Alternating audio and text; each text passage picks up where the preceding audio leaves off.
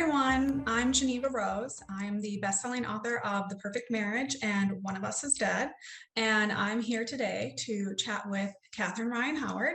We're celebrating the fact that her book 56 Days was selected as a Barnes & Noble monthly mystery and thriller pick for the month of August, this month. So before we get started, I'm going to introduce her properly, obviously. Catherine Ryan Howard is a best-selling crime writer from Cork. Her novel 56 Days was named a best thriller of 2021 by the New York Times, the Washington Post, and the Irish Times. And not only that, it was an Irish #1 bestseller and won Crime Novel of the Year at the Irish Book Awards. So Catherine, thank you so much for being here and chatting with me today. Thank you. And I think that was the most dramatic entrance to an event I have ever had. So I feel like we have to live up to that drama now.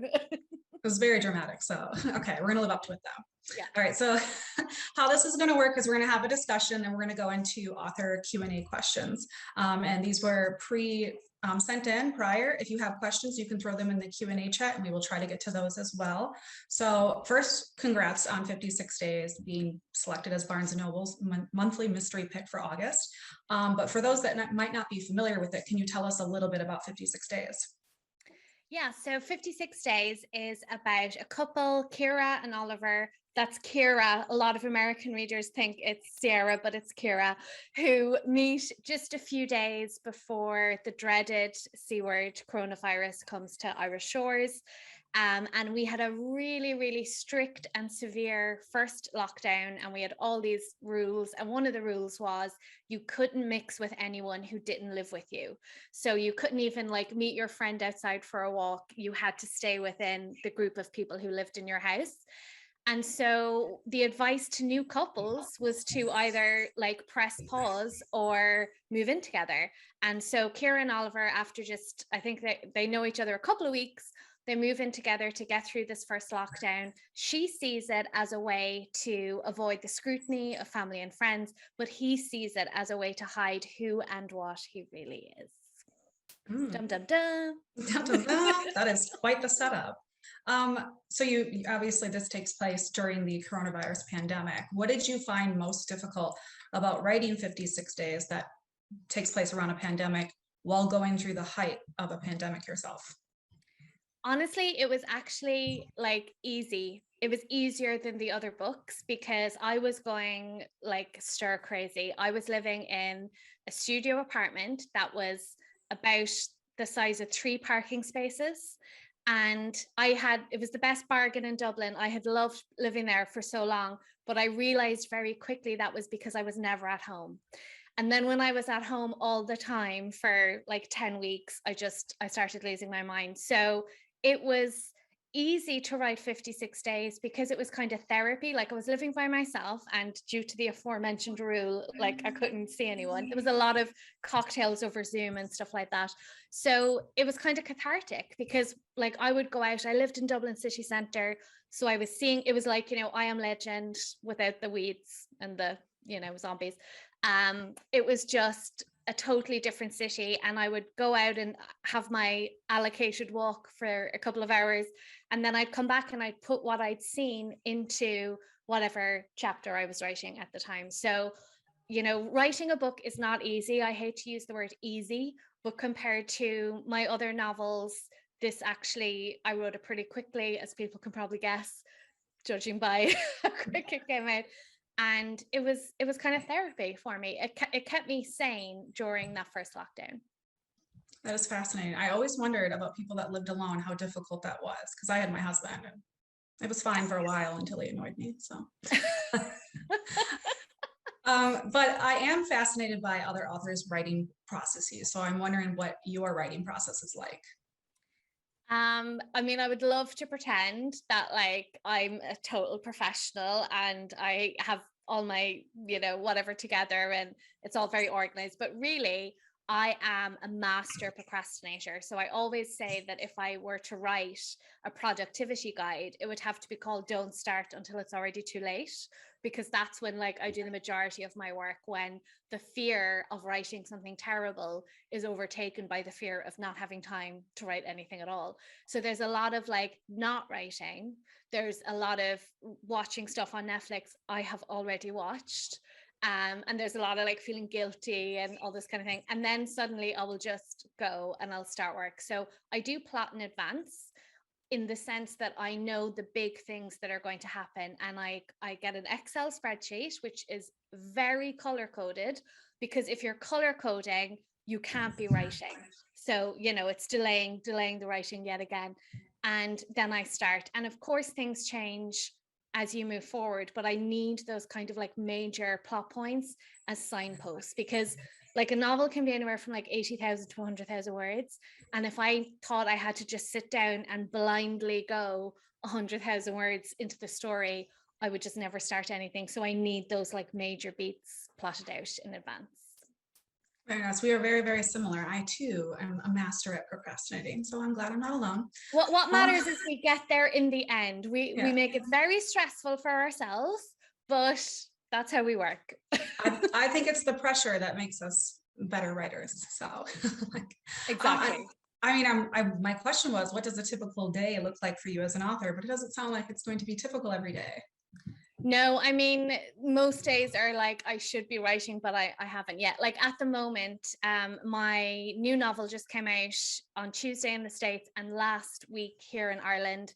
And so at the moment, I'm juggling like all the PR of that. And also, I have a deadline in about 2 weeks for the next book. So fun times. Very fun. Okay. So your latest novel, you kind of brought it up, Runtime, which was released in the US yesterday, although I announced it last week, so sorry. You were just building anticipation, Jeneva. You were just building anticipation, yeah. Exactly, I was very excited. But it centers around a film set. So who would play the main characters, or who would you want to play the main characters in a film adaptation of 56 Days? So this is funny because I don't normally think about stuff like this, right? I actually don't even really know what my characters look like exactly. Like when I see them in my brain, there's just kind of like a blur over their face. And I think like the novels that I enjoy reading, I kind of like getting to decide myself what people look like. Like give me a few details and I'll fill in the rest myself. But this is an exclusive because I've never been asked this before, so I've never told anyone this. But when I started 56 Days and I got to the point where Kira and Oliver like really start dating, and I had to like, you know, I had to convince myself that Kira was attracted to this character that I knew stuff about as a writer. So it was like really difficult for me to make him, you know, this like guy that you would be interested in. So I was like, I'm going to have to fool myself, first of all, into thinking he's attractive, and then I can write Kira finding him attractive.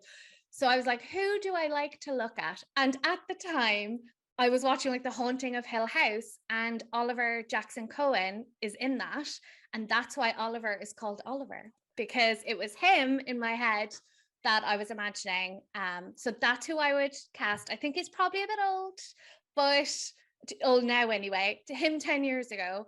And for Kira, I really like Eve Hewson, she was the lead in Behind Her Eyes, the Netflix adaptation of the Sarah Pember novel. She's also Bono's daughter, as in Bono from U2, so she's practically Irish royalty. So I would have those two in it. That's awesome. Those are good picks. And since I brought up Runtime organically, which Samantha Downing calls flat out addictive, and Alice Feeney calls an original clever and unputdownable thriller. Can you tell us more about that novel? Well, since you so smoothly mentioned it, I also just happen to have a copy of it right here. And I love that your jacket is totally coordinating with it. Amazing. We just happen to have those there.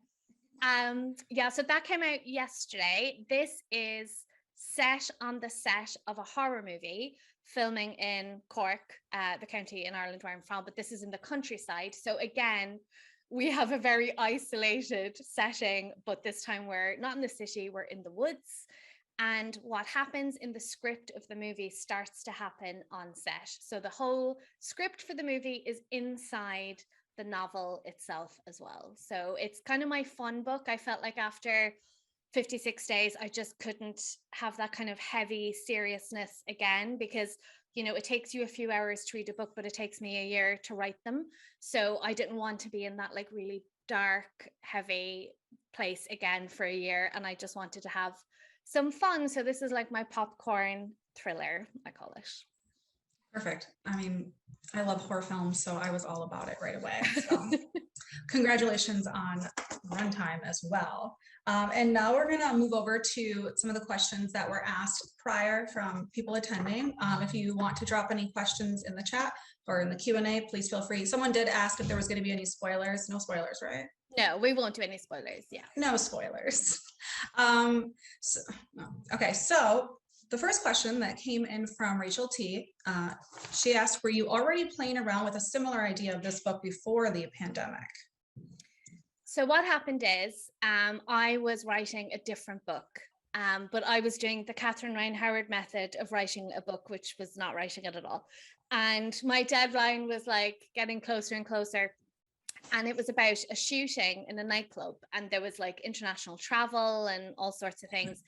And it really wasn't happening. And I think it was like the first time that I started a book and the idea kind of just lost legs. Like usually I'm very certain that an idea is the one before I start writing.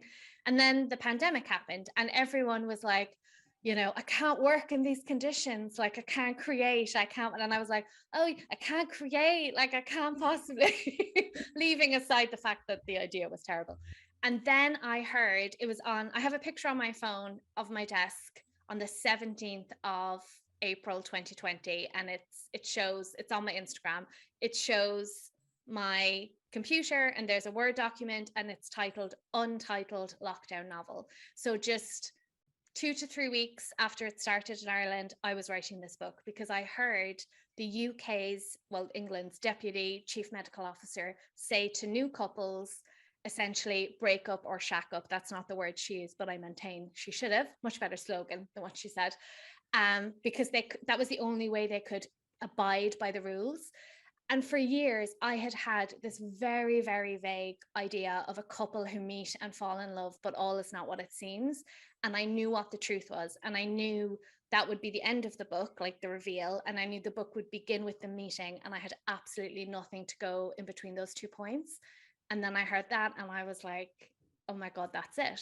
That's it. They're going to meet just before lockdown, because we're not doing any spoilers, but there couldn't be a more perfect situation for these two people to meet in, I believe. So I think if the pandemic hadn't happened, I would have written a version of this book, but it would not have been this, obviously.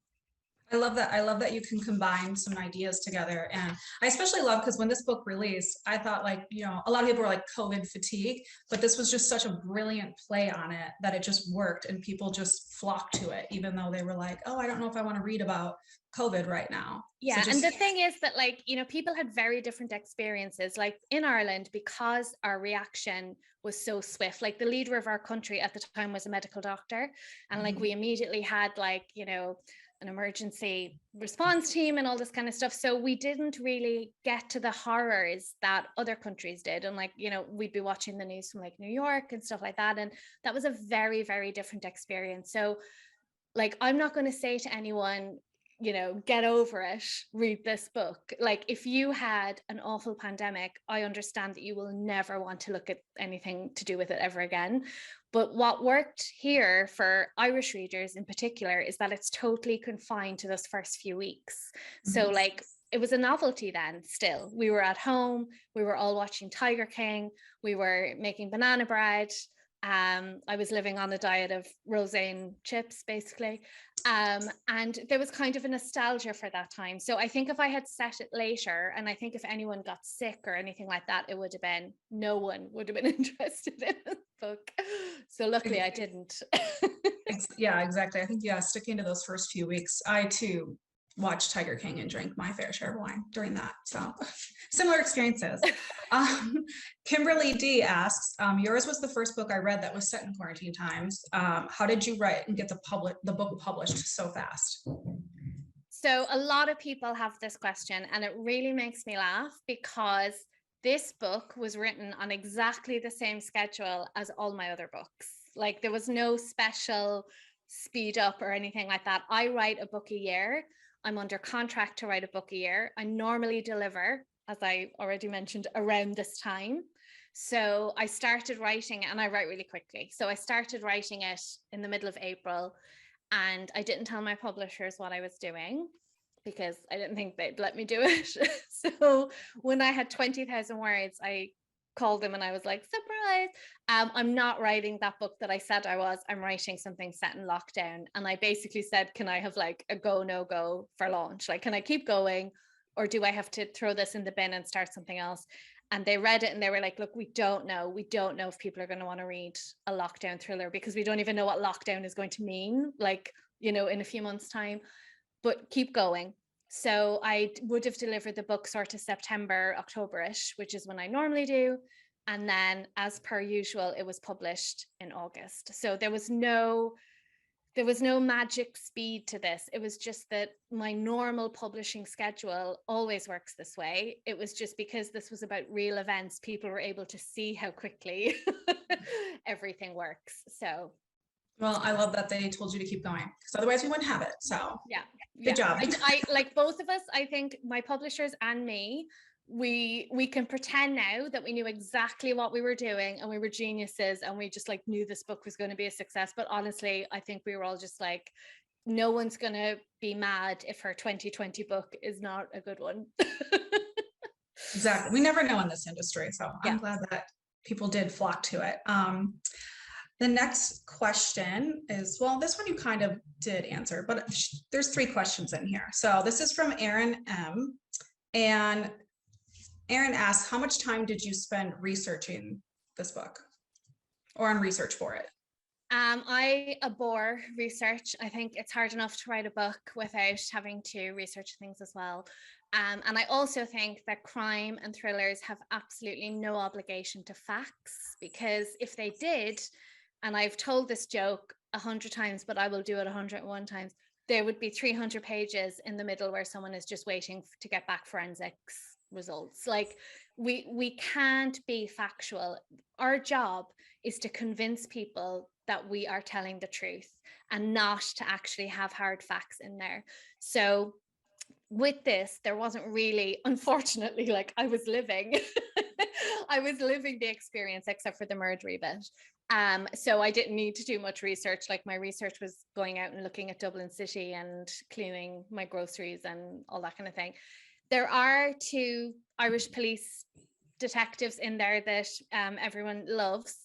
And I do have a garda, or a former garda, who would consult. So she would read the book and then she would tell me, you know, this would never happen, or this would be more believable if you did this.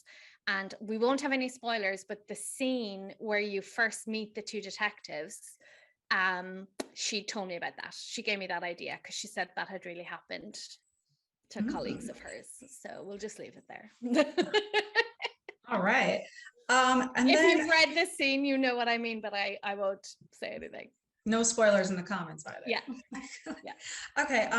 Well, since you've already said how you've gotten the idea for 56 days, I'm just going to kind of tweak this question from Tammy C. Where did you get the idea for runtime? So that came from my brother. He's an actor, and a few years ago he was in this Irish independent horror movie called Beyond the Woods, and it was if you read runtime, you'll see a lot of similarities. It was filmed in this secluded house out in the middle of the forest during the winter at night. And he told me that one of the first things they had to do was go to the local garda station, the police station, and say, if someone calls you and says, we hear screams coming from the woods at 4 a.m., someone is getting murdered, they're not. It's just us filming this movie. But as a crime writer, I immediately thought, well, what if they are getting murdered? Like, that's an amazing way to get away with it. So that's where it came from. My brother. I love that though. I feel like that's how our brains work. It's like, what if this happened though? Yeah, a So normal person is like, oh right, okay, and we're like, but what if? what if? Okay, what inspires you in your writing? That is asked by Tina B. I always I find this question difficult to ask because I don't really know. Like, I would just say that this is my dream job. Like, this is what I've wanted to do since I was a child. I work with a picture on my desk, which I believe was also on Instagram. What is not on Instagram? Nothing. Of me when I'm like 8 years old and it's Christmas morning and I'm playing with the typewriter that I asked Santa Claus to bring. Like this has been what I've wanted to do forever. And I still can't believe most days that I get up. I don't have to get dressed. Brilliant.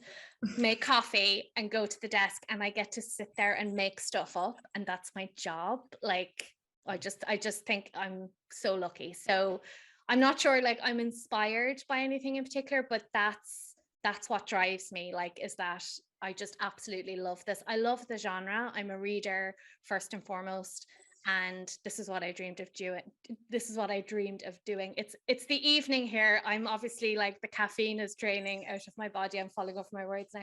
But yeah, so that's what brings me to the desk and keeps me writing. Like, I love it. I love that. I want you to use that photo for just one author photo in one book. So I think that would be amazing. That's actually really funny. Like, can you imagine if you bought like this really like scary thriller and then you turn to the back and there's a little girl in her nightdress with a typewriter? You're like, did a child write this? And I have two pigtails in it as well. I have two pigtails on either side. So I think you need to do it. It would be amazing. Yeah. I can't believe I wish I'd done it already. Runtime would have been perfect for that. Yes. The next book. Okay, so the next question is, well, you mentioned that your love for reading began at a young age, and that question was from Gina R. But Kathy H asks, what books did you read as a child? I think like a lot of crime and thriller authors like my age, like of my generation, we all had the same gateway drugs. So we started off with like Nancy Drew, and then we went to Point Horror, and then we went to Christopher Pike, and then we graduated from there to like adult books. So I think the first like proper crime novels that I read when I was like 11 or 12, and I should not have been reading them, was Patricia Cornwell. And Jurassic Park plays a huge role in my reading life. I read that when I was 11, because I was 11. We won't go into how old I am, but I was 11 the summer the movie came out. Too young to go see the movie, but I got the book, had to skip all the bits about chaos theory and genetics to get to the dinosaurs. And it is just my favorite book. Like, I have a first edition that is my prized possession. It was my treat after I got my first book deal. And I reread it every year because I just cannot believe that someone made that up from nothing and that was his job. And so I think when I read Jurassic Park for the first time, you know, that really solidified for me like what an adventure reading and writing and world building and making stuff up can be. So I think that was probably the biggest influence at that age. That's amazing. I actually saw Jurassic Park in the theaters, and I was definitely too young to see that. So Geneva, you seem way too young to have been anywhere near a theater when Jurassic Park was in it.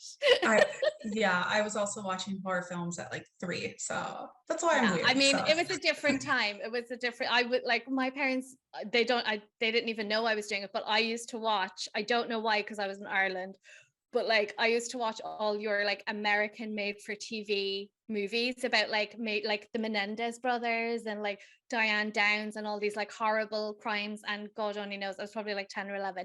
What happened? Look, we're crime writers now. It all worked out. That's what you need to do.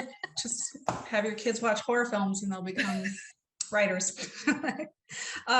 Marcia B asks, what do you do if you have writer's block? I can't afford to have writer's block. Like, writing is my job. So I think like I don't really believe in writer's block as a sort of catch-all, affliction. I think if you really can't write, it's a sign that like something else is wrong. So like maybe you're burnt out, maybe you need to go on a beach vacation for a couple of weeks, but more often than not, it's that what you're writing is not working. So like often I'll find myself like stuck on a chapter for 2 or 3 weeks, and wherever that chapter is, I'll be stuck there. So like if the chapter is in the woods, I'll be stuck in the woods for like 3 weeks and I'll start to go mad. And I'll feel like I don't know how to move on from this. But that's not writer's block. That's me having gone wrong somewhere in the plot and needing to like go back a bit and rethink things. So I think like, because it is my job as well, that obviously does change things. Like I can't just say, well, I have writer's block, like I need to find a way around it. And also my second novel, The Liar's Girl, was the worst writing experience of my entire life. That's the closest I've ever come to like actual writer's block. It was terrible. Luckily it all worked out. It was nominated for an Edgar and stuff. Didn't win, but was nominated. And because I got through that, I don't see myself ever, I know you can get through it because I sort of experienced the worst of it and came out the other side. So I love that. And I completely agree about writer's block. It's usually because something's not working, not that your brain just won't produce any more words. So very good. Jessica D asks, what is the best advice you have ever received? In terms of writing, my favorite advice is write the book you want to read but can't find on the shelf. Like I say that all the time. I've probably told thousands of people. I think that is the best advice. There is so much writing advice out there. And because there's no like definitive, this is the way to do it. Like the only way to do it is the way that works for you. And everyone has had a completely different journey to publication. So, one writer will say you should do this, and another writer would say, well, you should never do that. Because so there's very little that you can kind of like grasp onto, but I think that is absolutely like indisputable. Write the book you want to read but can't find on the shelf, because what you will do is you will write something that isn't already out there, and you will write it in the genre that you love, that you know loads about, that you know the ins and outs of and the parameters.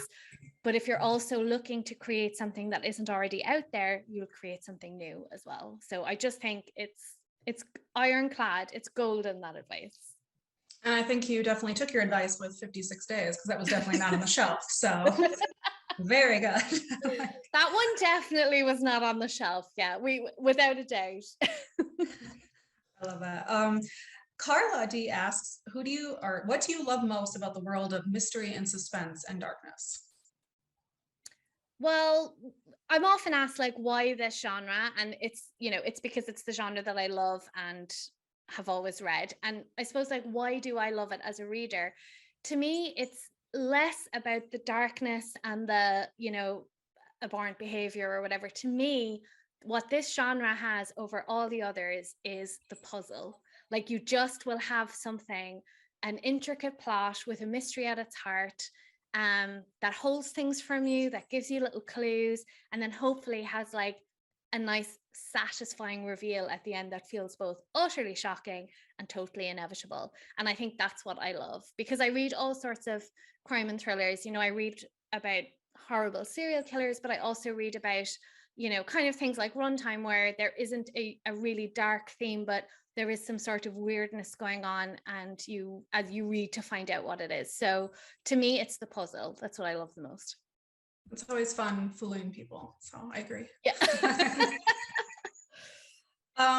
Actually, this one has a compliment in there, so I'm definitely going to read it. This is from Shakina. I'm sorry if I mispronounced that. But Shakina says The Nothing Man is one of her favorite books, and it was dark and scary. And she would like to know, how do you determine the tone of your books? That's a good question. I don't know. I don't actually like think about tone. Like I don't sort of sit down and say like, what's going to be the tone of this book? I don't really think about anything except like, what is the story going to be?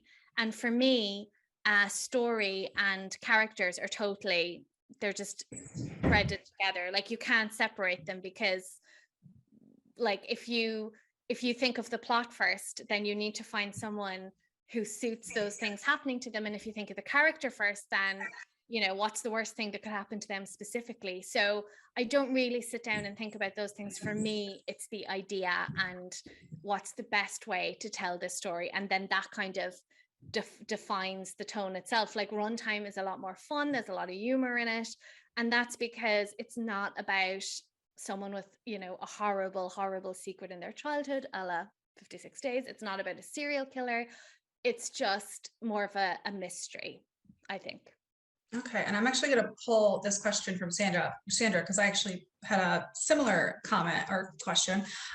So your books have very unique structures, like Runtime and The Nothing Man. And the question is, how do you write these? How do you write a book within a book? How is that projected? So for The Nothing Man, which if people haven't read it, it's half a true crime memoir that I made up, and it's half the killer's reaction to it as he reads. So you and the killer are reading the book about him at the same time, it's my personal favorite. I don't think I will ever love a book of mine more than I love The Nothing Man, because it's like everything that it's all those true crime movies and all the true crime that I read. And I went to college, as we call it, mature student, but I think you say non-traditional. So I went to college when I was 32, and I had done like all these courses on nonfiction and writing nonfiction. So that book felt like everything came together, and I just love it. But I wrote the memoir first. So I wrote all the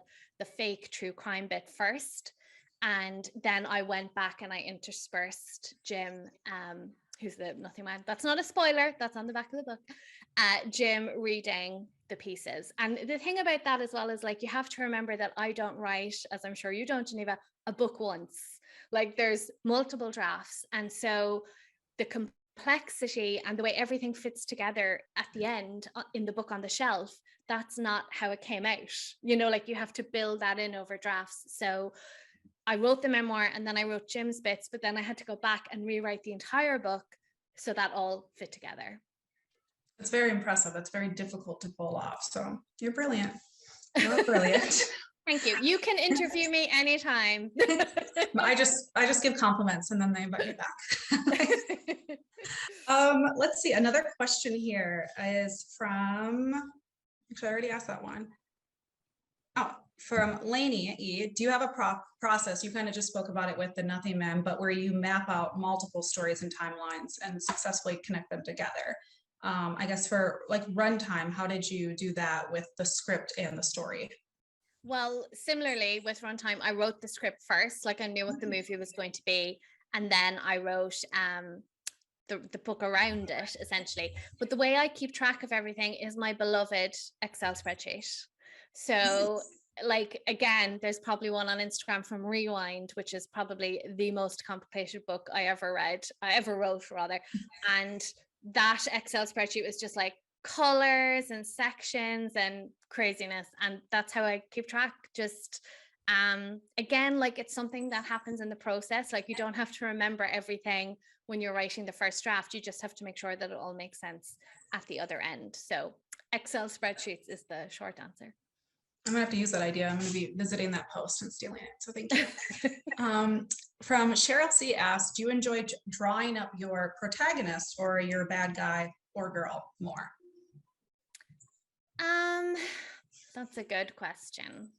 I suppose I enjoy the sort of villain more than the hero. I have been known to do a bit of evil cackling at my desk when I think of something like really bad and really dark to put in the books. I think just because I am fascinated by these people's brains, like, why are they the way they are and we're not? You know, why do they want to do these things and we don't? And when I started writing, I remember when I wrote the first draft of my debut, Distress Signals, and I gave it to my editor, the killer had no reason for doing what he did. He just wanted to. And I thought that was terrifying. I thought that was really the most terrifying thing, that like there was no reasoning at all. He just wanted to do this. And she was like, no, like, everyone is the hero of their own life. Everyone is doing what they think is the best thing to do, the right thing to do for them. And then I went back and I had to give him reasons. And actually that made it way scarier. Like, if you think of Hannibal Lecter, like, because he's this, connoisseur, he's intelligent, he's qualified as a psychiatrist, like that's all, and he does what he does. That's far more terrifying than, oh, he just does what he does and there's no thinking behind it. So I enjoy that. I enjoy, like, that makes me sound like a crazy person, but I enjoy, coming up with that kind of stuff. I'm the exact same way, and I do the little evil laugh too. So yeah, evil laugh days are the best. There's not every day has an evil laugh, but sometimes when you think of something, you're just like, oh my God, I am evil. What is wrong with me? John actually asked in the chat, will you bring back the Garda characters from 56 Days? I'm No. sorry, no. Done. Everyone asks me this. I have never written characters that have gotten like so many fans. Like, people just love these two Garda, even though they're not very good at their jobs. Like, they're supposed to be sort of not quite slackers, but like they're certainly not the most conscientious law enforcement officers, but they do have a good banter, or a bit of crack, as we say in Ireland. That's CRAIC, meaning a good time and not a class A substance. So people do like love them and respond to them, but I never bring anyone back. Like, all my books are standalones. I will say, if anyone comes back, never say never. If it happens, it will be those two, because I really enjoyed them. I really loved writing them. I loved their relationship. But like, I'm not sure they'd still be in their jobs, because I think Gardas, if they get in trouble, they're on review. Like, and I think they'd both be on review. He would definitely be on review at this point, I think. All right. Well, never say never. So it's possible. All right. So you mentioned, Aaron C asked, when's the next book come out? Obviously one came out yesterday, runtime in the US. But you mentioned you had a deadline in 2 weeks. Do you want to say anything about that, or nah? Yeah, thanks for bringing up the deadline again. So actually, I had a new short story in the Irish Times last week. You can access it online. It's called Hitch. I think it's paywalled if you have gone over your limit of free articles in the Irish Times. And that's actually, like, I don't know if it will survive intact, but that's pretty much the opening scene of the next book, which hopefully will be out next summer. Perfect. I don't know if this one's a spoiler, but Cheryl says 56 Days does not have a hero, does it? So I think it does. And this one, I don't know. We can't talk about it, but I think it does. This one, it might be a spoiler too, so I didn't ask, so you can just say if you don't want to answer it. But Abina asks, what was the hardest scene to write in 56 Days and why? Maybe if it's like, yeah, I mean, really saying the scene. It's the end. Like, what happens at the end was really difficult, because like, it was just difficult. It was just a really difficult, and it goes on for a while because we're seeing it from like two different people's perspectives, and also there's kind of flashbacks intermingled with it. But yeah, the actual ending was very difficult because it was very emotional. I don't normally write things with that many feelings. And it was great when it was done, but at the time it was very draining, I would say, to write those like really emotional scenes, especially because, without spoilers, nothing in 56 Days is black and white. Like, everything is a gray zone. And I don't know, people ask me, was this person right, was that person right? Like, I don't know at the end of the book who is the morally good person, and that was difficult. That was a difficult tightrope to walk. I like that though. Actually, my question is, which book of yours do you think was more difficult to write, 56 Days or Runtime? Yes, mainly because 56 was relatively easy, because it kind of wrote itself, because I was living like they were, and there was literally nothing else to do while I was writing the book. I didn't have any distractions except Tiger King. So for that reason, it's not that runtime was especially difficult. It's just that compared to 56, it was a lot more work. Yeah. Okay. I'm always curious, like what authors, like, I don't know, what was the hardest book you said was The Liar's Girl. That's number 2. Oh, The Liar's Girl. Yeah. I thought you said Yeah. Rewind was that was the worst experience. Yeah, that was the worst experience, and Rewind was the most complicated. Yeah. Okay. And then Kieran asks, what are we both reading right now? So what are you reading right now? At the moment, I'm not reading any fiction because I'm in the draft. So I try and like avoid reading other people's novels. So I'm actually listening to Rogues by Patrick Radden Keefe, who wrote Empire of Pain and Say Nothing. And it's basically this is a very boring answer, but it's a collection of his journalism. So it's sort of like a book of podcast episodes, and that's the best thing to listen to when you're cleaning the house, as far as I'm concerned. So that's what I'm reading at the moment, but it's an audio, just because I avoid novels. I have so many novels lined up. I'm going on vacation hopefully in a couple of weeks after I hand in the book, and I have so many lined up. I'm so excited to read, but at the moment it's Patrick Radden Keefe. All right. For me, I just finished an arc of John Marr's Keep It in the Family. I loved it. And now I just started The Den, and it's to blurb it. I'm blanking on the author. Oh my gosh, I wasn't expecting a question at all, so that's not my fault. Oh yes. And then any other questions in here? Just please feel to drop them in there. Someone, I can't see the name, but they asked what your favorite genre is. I assume that's straight through. I mean, yeah. Do you read it? Do you read anything outside of thrillers to like break it up once in a while, or only? Yeah, I do. I read a lot of literary fiction.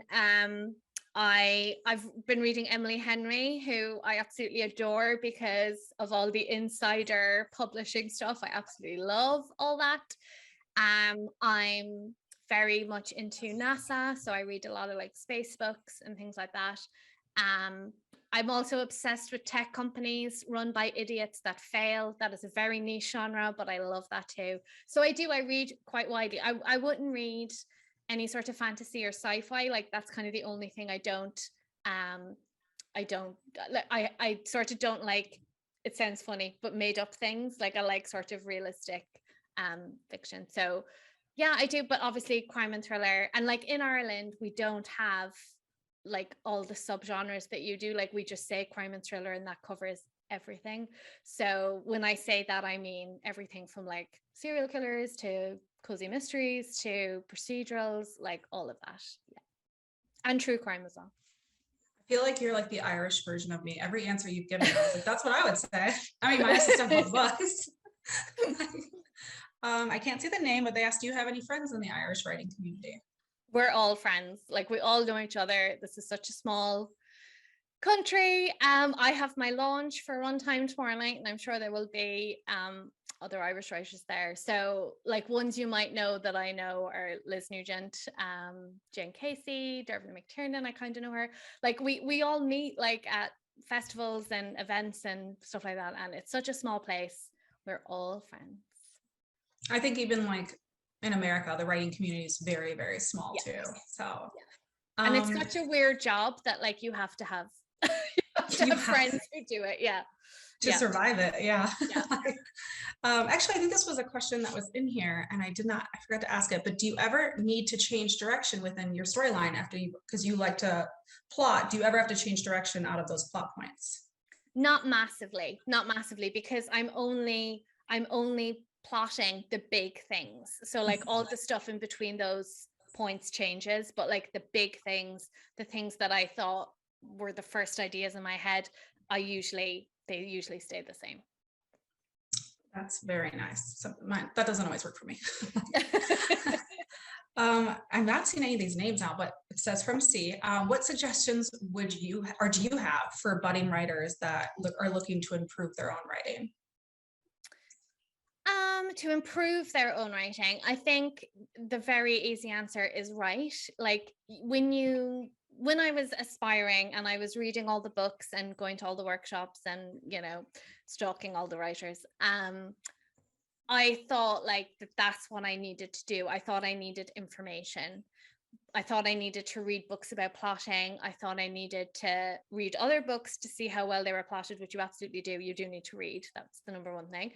But I think you will never learn as much as you do from actually writing. And I think that is the number one thing you can do to improve your writing, is to write more often, write different things, write everything that you can, because it's only through that that you will improve. So read and write. That is great. That is just the quintessential advice, I feel like. Is there anything else you want to add? No, just that it's almost 1 o'clock here in Ireland. So I would just say, like, honestly, it has been so wonderful to be the Barnes & Noble monthly mystery and thriller pick. I used to work in Walt Disney World back in the day, and my local Barnes & Noble was at Plaza Venezia in Dr. Phillips on Sand Lake Road, and I had no money at the time because, spoiler alert, Disney do not pay well.